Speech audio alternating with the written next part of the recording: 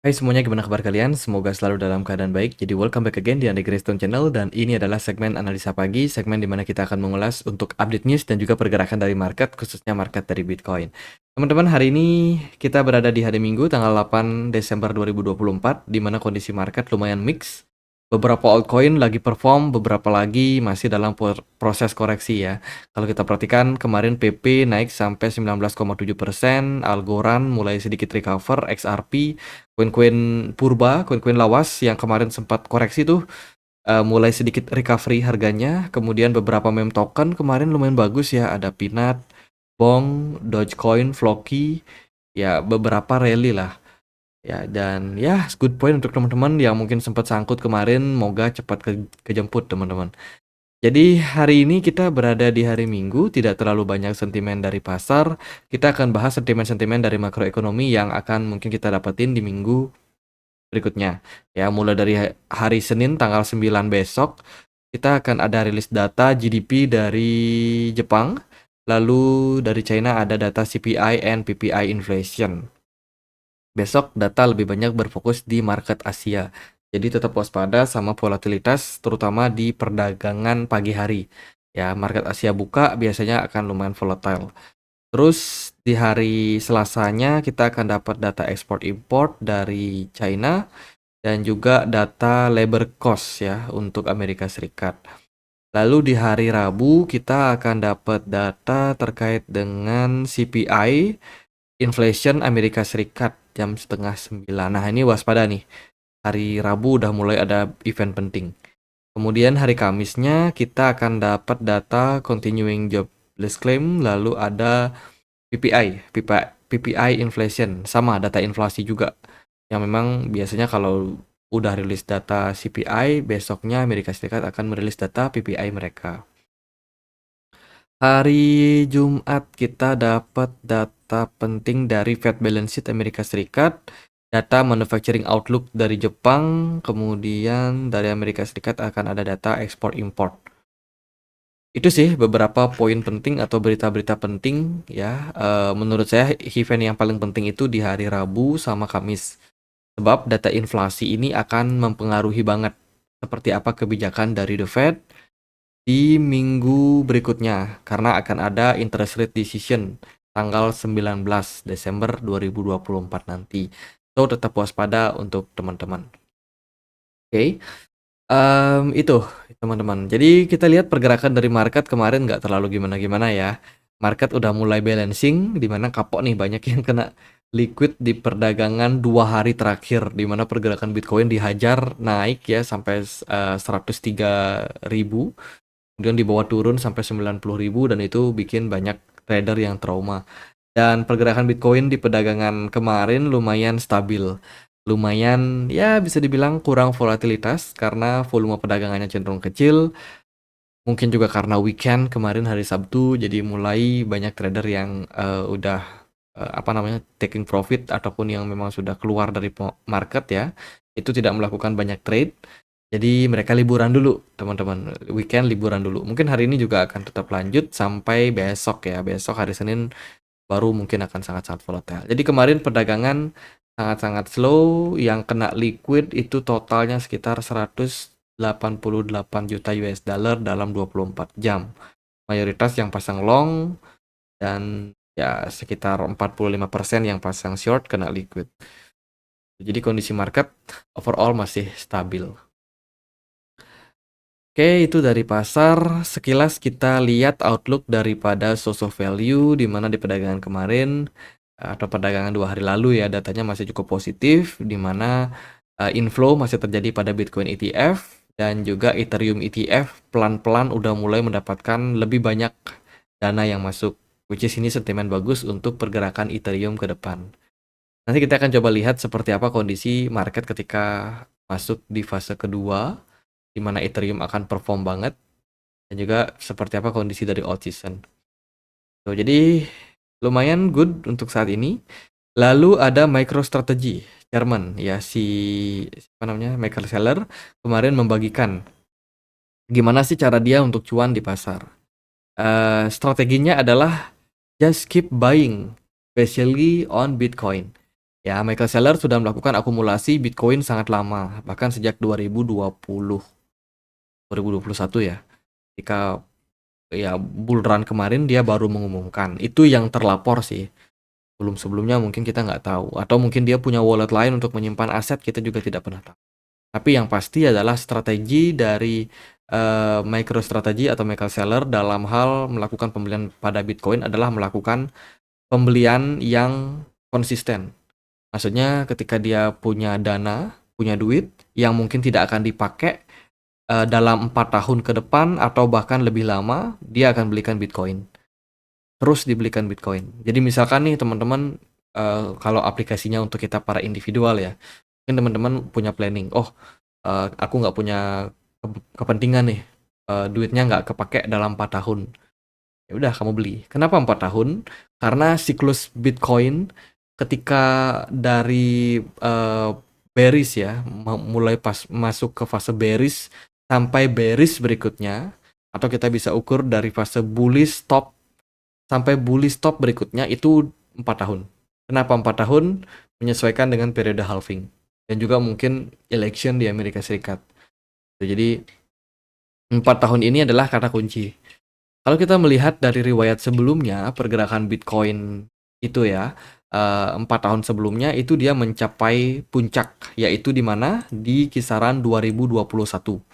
Ini adalah puncaknya dulu di November 2021. Puncak sebelumnya itu juga ada di 4 tahun sebelumnya. 4 tahun sebelumnya berarti di 2017. Ya, periodenya selalu 4 tahun. 2017 tambah 4, 2021. 2021 tambah 4 berapa? 2025. Jadi kita ongoing akan masuk ke tahap-tahap puncak. Habis 2025 kemana? 2029. Gitu. Jadi ukur 4 tahun aja antara top ke top yang lain. Itu jadi teman-teman udah bisa dapat gambaran sebenarnya. Ingat 2025 jangan beli, justru kalian harus jual. Ya. Jadi secara gampangnya kita bilang seperti itu. Bitcoin punya periode mencapai all time high baru setiap 4 tahun. Makanya Michael Saylor menggunakan strategi tersebut.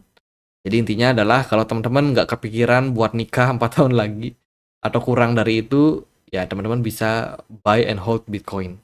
Nggak peduli marketnya turun atau bagaimana. Itu jadi so far so fine. Ini adalah strategi yang digunakan oleh Michael Saylor dan ya just keep buying, teman-teman. Oke, kemudian kita dapat berita lagi nih dari Ember CN ya. Dia melihat ada pergerakan dari wallet yang pegang One Inch. Ini diduga adalah tim investasi awal dari One Inch. Itu kemarin melakukan distribusi, melakukan penjualan secara berturut-turut token dari apa namanya? Dari One Inch. Jadi mungkin teman-teman ada yang punya, kalau One Inch turun ya wajari aja karena developernya udah mulai taking profit.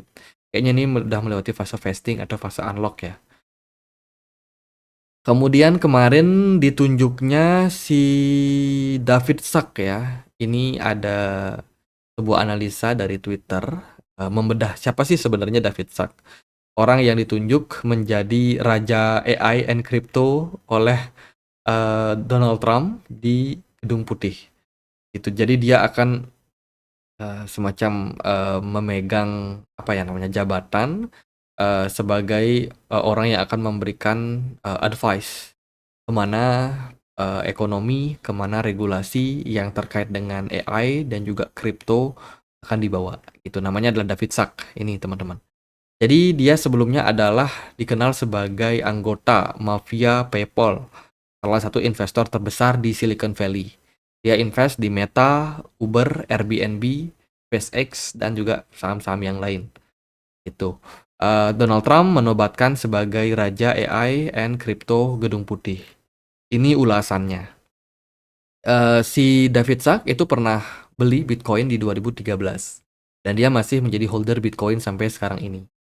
Ya, dan waktu itu harga Bitcoin cuma di kisaran level $130 dan dia udah cuan sampai 76.000% per hari ini dari Bitcoin karena dia hold sangat-sangat lama 2013 lalu. Tuh, dia adalah tokoh yang sangat mengerti seperti apa kondisi dari keuangan Dia paham betul apa itu fiat money dan juga seperti apa menghadapi inflasi. Gitu. Jadi kalau kita lihat dari track recordnya, si David Sachs ini adalah orang yang sangat cerdas dalam hal makroekonomi, pengetahuan makroekonominya, dan bagaimana dia melihat fiat money sebagai salah satu alat yang kita pakai buat eh, melakukan pertukaran barang atau jasa hari ini itu memiliki kelemahan di inflasi. Jadi dia tahu betul gimana caranya menghadapi inflasi tersebut. Dan apa yang dia lakukan terbukti benar, Bitcoin menjadi salah satu aset yang dia miliki. Itu dalam hal menghalau yang namanya inflasi, dan ya dipilihnya dia Donald Trump ya. Oleh Donald Trump sebagai raja crypto and AI, ini bisa menjadi sebuah sentimen bagus untuk narasi-narasi tersebut. Itu teman-teman. Kemarin kita sudah bahas juga gimana outlook dari BlackRock ya. Jadi kalau teman-teman mungkin ketinggalan, bisa cek video kita analisa pagi yang kemarin terkait dengan outlook dari BlackRock. Itu gimana dia melihat 2025 ke depan. Mungkin akan sangat-sangat penting untuk kalian. Itu. Oke, kemudian ada US Treasury label Bitcoin as digital gold. Ini berita terbarunya. Kemarin 2 hari lalu Jerome Powell ditanya juga ya terkait dengan gimana sih pandangan Anda terkait dengan Bitcoin. Dan Jerome Powell melihat bahwa wah, Bitcoin it's like a gold. Ya, mirip seperti gold, di mana gold itu punya ya fundamental sebagai penyimpanan value ya, store of value bahasa kerennya. Dan kalau kita lihat dari US Treasury, berarti Kementerian Amerika Serikat di bidang keuangan ya, Menteri Keuangan, dia melihat juga bahwa Bitcoin ini sebagai digital gold, di mana bisa menyimpan value dari mata uang itu sendiri. Jadi outlook-nya sama, ya bagus teman-teman, sentimen bagus untuk pasar ya. Tuh, jadi good point. Kemudian altcoin season. Wah, apa yang dimaksud dengan altcoin season? Banyak nih teman-teman yang abu-abu. Altcoin season, kita sudah ending di altcoin season. Bentar lagi market akan bearish. Banyak yang berpandangan seperti itu. Oke, kita akan coba untuk bahas seperti apa altcoin season itu. Tapi sebelumnya aku mau informasikan dulu ya. Ada beberapa teman yang minta disentil TKO. TKO kok naik belakangan? Mungkin banyak yang sangkut di TKO, tapi TKO udah mulai sedikit recover, itu karena ada sentimen dari toko kriptonya sendiri. Toko kripto baru aja ngadain event ya, toko kripto launch drop ATH. Jadi event ini itu meminta para peserta buat ikut, itu untuk hold TKO minimum 10 TKO sampai maksimalnya adalah 100.000 TKO per peserta. Tuh, jadi di hold nanti akan dapat token berupa ATH. ATH ini tokennya Ether ya. Itu akan didistribusikan nanti di tanggal 20 Desember. Jadi periode eventnya ini sampai 15 Desember. Jadi ya mungkin ini sebabnya kenapa banyak yang hold TKO. Makin banyak yang hold, supply beredarnya cenderung makin sedikit. Dia kan nggak banyak orang yang withdraw karena event ini nggak memperbolehkan mereka withdraw.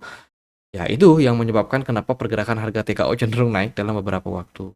Karena ada event teman-teman. Itu sih jadi beberapa poin yang kita sampaikan bakalan sangat penting. Sekarang kita lihat gimana sih kondisi dari market ketika alt season. Oke, yuk kita bahas teman-teman.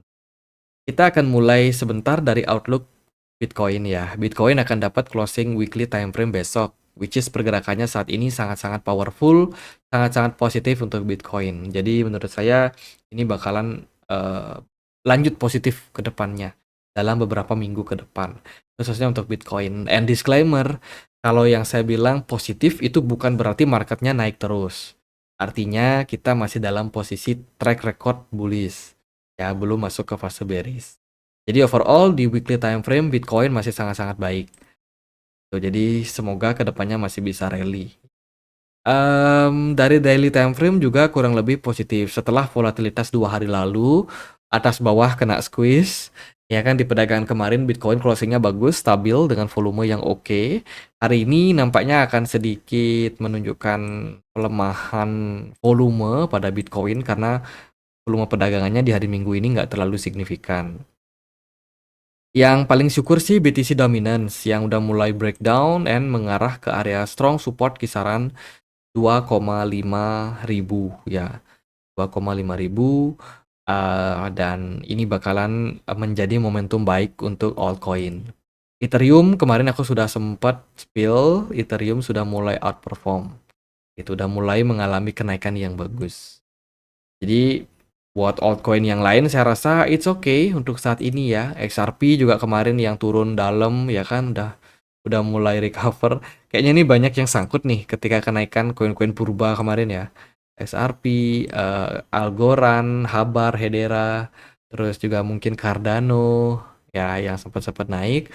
Ternyata udah turun 25% dari titik tertingginya ya dalam 3 hari perdagangan. Mungkin ada teman-teman yang panik, and then hari ini udah mulai sedikit recover. Jadi semoga bisa mengobati rasa cemas kalian sebelumnya.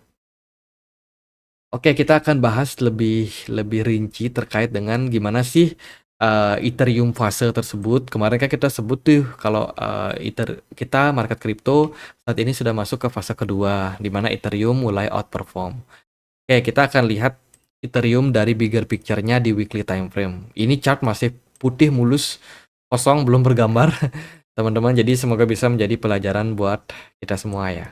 Kita akan melihat seperti apa periode Ethereum dari all time high 1 menuju all time high berikutnya. Ya, sebelumnya Ethereum mencapai puncak all time high itu di kisaran Januari 2018.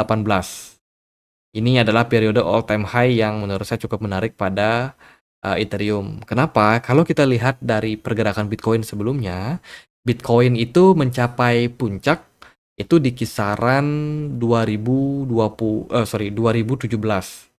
Ya kan teman-teman ingat nggak tadi kita sempat spill ya. Oke, kita tambahkan chart Bitcoin di sini. Oke, ini adalah chart Bitcoin. Kita ganti dulu pakai candle ya. Ke setting line kita ganti pakai candle. Oke, ini dia, kita zoom out. Chart yang di atas adalah chart Ethereum, chart yang di bawah adalah chart Bitcoin. Oke, Bitcoin di periode bull run 2017 mencapai puncak itu di Desember tahun 2017. Ethereum di mana? Ethereum belum capai puncak. Ethereum masih, nah ini kita coba kasih garis. Oke. Ketika Bitcoin berada di puncak, bull run 2017, Ethereum itu baru saja memulai fase alt season-nya. Ya, oke. Jadi bukan berarti ketika nanti Bitcoin-nya mulai koreksi, itu bukan berarti altcoin bakalan dump. Ya, justru Ethereum malah baru awal. Kita masih punya spare time sampai 1, 2, 3, 4 minggu atau sebulan, teman-teman.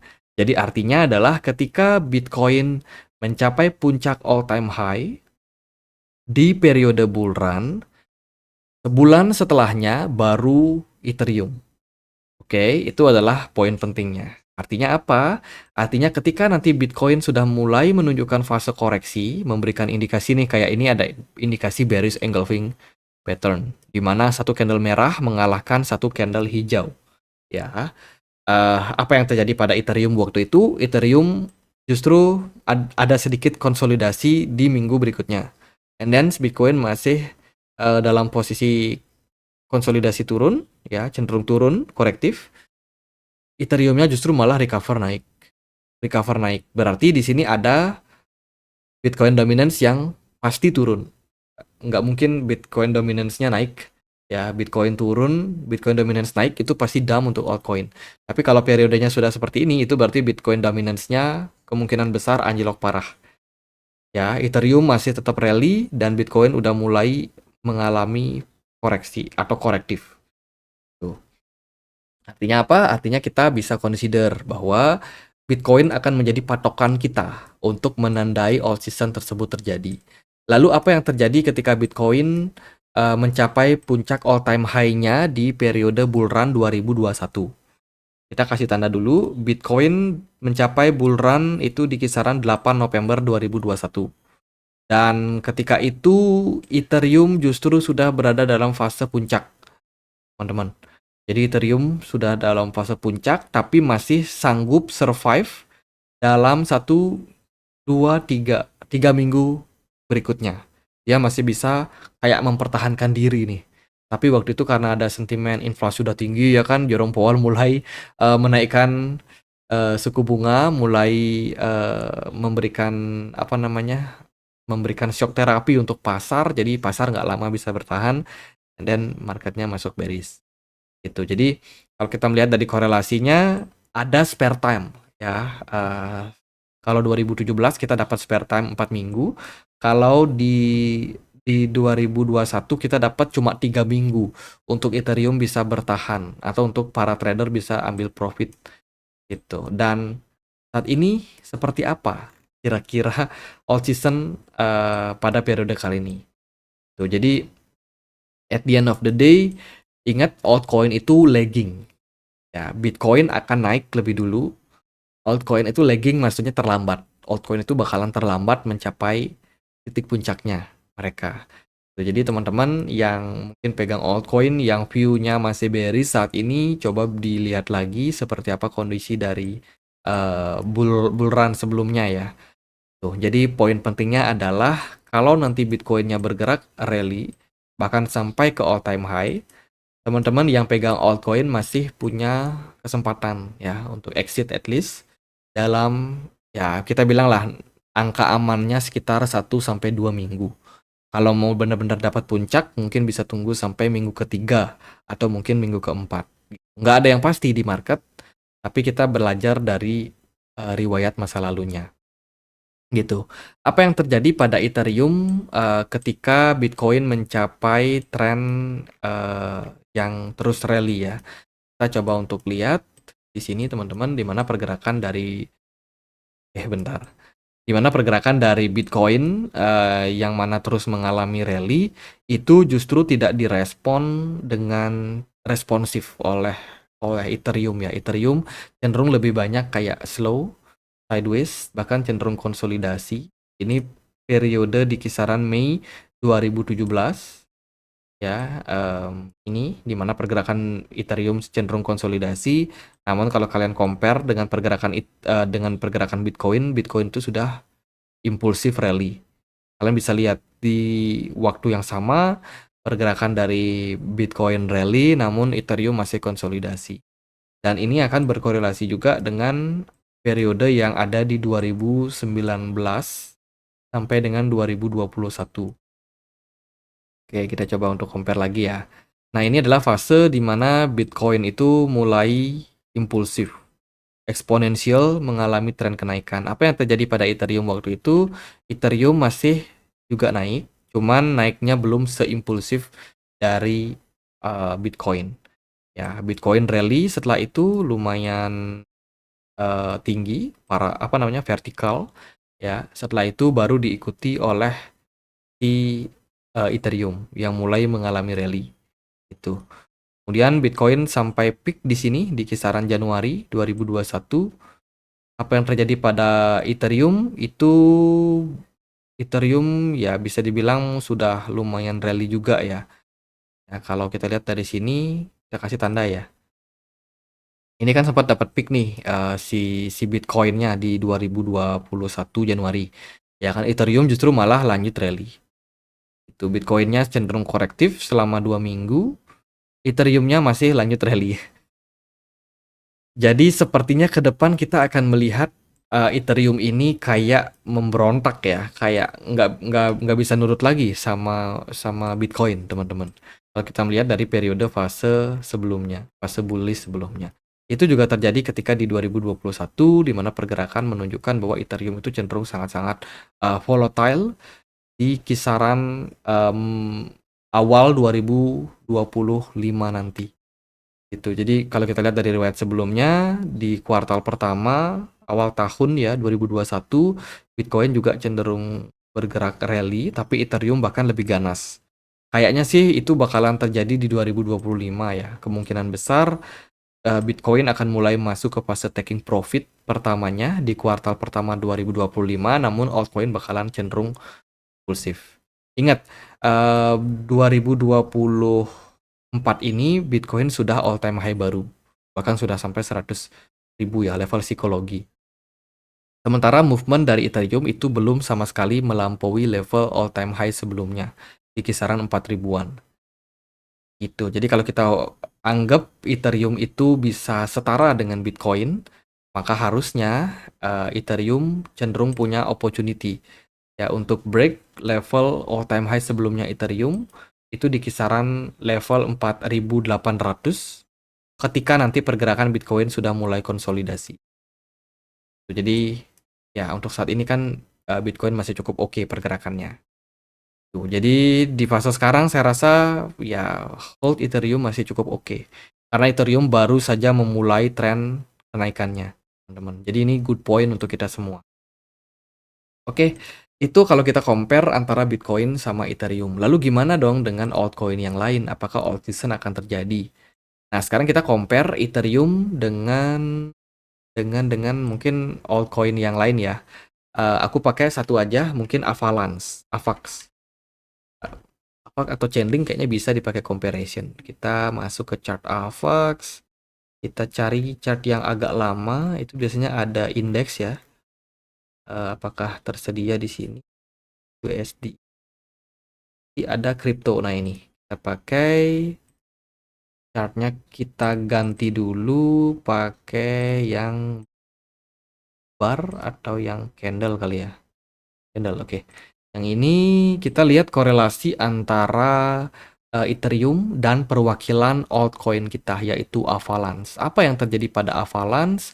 Apakah Avalanche ngikut sama pergerakan dari Ethereum? Kalau kita perhatikan, Avalanche ini cenderung lebih volatile. Momentum kenaikannya cenderung lebih, apa ya, bisa dibilang lebih impulsif lah soal kenaikan bull run kalau kita lihat dari karakteristiknya. Tapi hati-hati kalau teman-teman trading di big caps ya, kayak Avalanche, Cardano, BNB, XRP, kemudian juga Polkadot, itu pergerakannya tidak akan sestabil Ethereum atau tidak akan sestabil Bitcoin.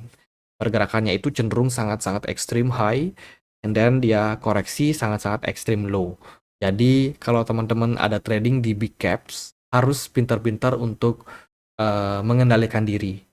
Ya, jangan seperti kemarin yang nyangkut di XRP ya kan, terus panik komen di kolom komentar, "Bang, tolong bahas XRP, saya sangkut, apakah bisa recover?" Jadi jangan sampai sangkut. Jangan FOMO lihat kenaikan altcoin. Kalau teman-teman sudah buy, hold. Teman-teman buy and hold ya. Strategi yang kita bisa pakai untuk menghadapi bull run cuma itu menurut saya. Kenapa? Karena kalau kita coba untuk predik market, seringkali kita akan taking profit di awal dan kita kelewatan momentum kenaikan berikutnya. Sehingga apa? Sehingga setelah di TP justru harga makin naik, kita merasa menyesal, tidak bersyukur, dan justru malah ambil posisi buy lagi. Ya, ternyata itu adalah cycle terakhir dari kenaikan, and then marketnya turun, kita kecewa. Jadi itu sering berulang, makanya kalau teman-teman sudah pegang altcoin, apapun itu, ya sabar. Sabar, dan ketika taking profit, ya udah teman-teman make sure teman-teman TP dan jangan dulu masuk sampai nanti ada tanda koreksi. Ya, teman-teman udah TP misalkan marketnya naik, biarin dia naik. Jangan coba buat dikejar. Ya justru ketika dia udah ada koreksi, lihat koreksinya mungkin 3 minggu, ya kan 2 minggu, 3 minggu, baru teman-teman kembali average ketika melihat pergerakan harganya udah mulai cenderung nggak turun lagi. Itu cara safe buat teman-teman bisa terhindar dari sangkut. Oke, kita sedikit kembali lagi bahas seperti apa korelasi antara Avax, Avalanche sama Ethereum. Kalau kita melihat dari periode bull run di periode sebelumnya 2021, ketika Ethereum mencapai puncak, Avalanche juga mencapai puncak. Oke. Tapi yang lebih powerful adalah cenderung pergerakan dari Ethereum yang agak strong ya. Mungkin altcoin ini agak sedikit sangat-sangat volatile, bisa dibilang seperti itu. Karena kalau kita lihat dari periode bottomingnya ketika si Ethereum ini mencapai level bottom, itu pergerakannya cenderung recover naik. Sementara Avalanche justru bisa membuat lower low baru. Kita bisa lihat korelasinya di sini. Ya, untuk periode bull run sih sama-sama di puncak. Artinya adalah strategi yang kita bisa pakai kita bisa jadikan patokan Ethereum sebagai patokan kunci. Apakah Ethereum udah mulai bear? Kalau udah mulai bear, teman-teman bisa lihat altcoin yang kalian pegang. Apa taking profit, teman-teman. Indikasi awal tersebut sangat-sangat penting untuk kita semua. Tuh, kalau dilihat dari periode sebelumnya kan all season puncak itu ada di November 2021 ya. Ya benar, November 2021 awal bulan. Gitu, apakah bull run kali ini akan berada di November 2025? Puncak altcoin? Kita nggak tahu.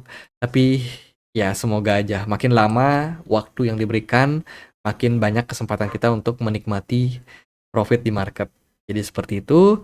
Dan ya itu adalah riwayat sebelumnya pergerakan dari all season ya. Khususnya kita bahas lebih banyak Ethereum kali ini. Itu karena saya melihat inflow dari Ethereum Spot ETF yang mulai growth, kemudian mulai rame yang memperbincangkan tentang Ethereum, developernya naik, aktivitas jaringannya naik, risk-takingnya naik. Ya, semoga ini merupakan sebuah awal yang bagus untuk all season ke depan. Jadi pada intinya adalah all season itu ditandai dengan pergerakan Ethereum yang mulai rally dan akan diakhiri oleh pergerakan Bitcoin yang cenderung korektif. Kita punya spare antara 1 sampai 3 minggu untuk taking profit ketika Bitcoin sudah menyelesaikan fase all time high barunya atau fase puncaknya. Jadi teman-teman bisa mulai aware juga dengan pergerakan Bitcoin selain teman-teman pantau altcoin yang kalian punya. Itu. Jadi kapan terakhir kapan puncak kira-kira dari altcoin? Kalau kita melihat dari riwayat sebelumnya, artinya periode bull run sebelumnya di 2017 kemarin itu ada di Desember ya, ada puncak dari pergerakan Bitcoin di mana Bitcoin waktu itu mencapai all time high baru. Dan kalau kita lihat dari periode di 2021 itu di November. Itu berarti ada possibility kita akan masuk di puncak all season di akhir tahun 2025. Semoga saja, teman-teman. Nggak pasti bulannya bulan apa, apakah itu November atau itu Desember. Saya sendiri juga nggak akan bisa memprediksi secara akurat. Tapi mungkin dekat-dekat bulan tersebut bakalan terjadi euforia yang sangat-sangat masif di pasar. Orang-orang, teman-teman kalian yang sebelumnya nggak kenal kripto, tiba-tiba tahu kripto. Entah dari mana dia belajar, ya kan. Institusi besar yang memang sudah banyak ketinggalan, kemungkinan baru akan mengadopsi, baru akan melirik Bitcoin dan juga kripto aset lainnya. Siap-siap, kalau udah fase-fase seperti itu, banyak orang FOMO, ya udah kita bisa ambil profit. Kalau dari saya pribadi sih, saya nggak akan nunggu out season ya untuk taking profit. Jadi saya pasti akan ambil profit lebih dulu. Mungkin amankan at least modal awal ya. Amankan modal awal, and then secara bertahap akan di taking profit gitu. Kalau strategi yang saya pakai sih, saya biasanya di awal taking profit itu agak gede. Let's say 20% dari total portfolio. Dan apa yang saya TP itu nggak akan saya masukin lagi ke market. Saya akan bertahan dengan sisa aset yang ada. Karena yang pasti adalah ya di bull run kali ini aja aku udah untung sekitar 200% something. Jadi kalaupun nanti naik, aku mulai TP ya, itu aku pastiin bisa 400% baru aku akan TP dulu. Bertahap beberapa altcoin, teman-teman. Mungkin proporsinya itu sekitar 20%. Setelah itu aku akan TP bertahap 10%, 10%, 10% sampai akhirnya kita berada dalam puncak. Jadi aku make sure di bull run kali ini ya, itu aku keluar dengan posisi profit. Tuh, paling penting itu profit dari modal awal kita. Ya, jadi bukan berarti profit maksimal. Wah, profit TP tepat di pucuk. Nah, itu aku nggak melakukan itu karena kemungkinan besar kita akan gagal timing the market. Ya, jadi lebih baik kalau udah cuan dari modal kita berapa persen, ambil sebagian ya kan, keep, taruh di rekening kek atau di mana kek, di withdraw. Ya kan, nanti kalau seandainya kita udah TP, marketnya justru malah bergejolak, kita analisa lagi ini masih ada kemungkinan naik atau tidak. Kalau masih bisa rally, kita TP lagi nanti ketika harganya udah naik ya kan.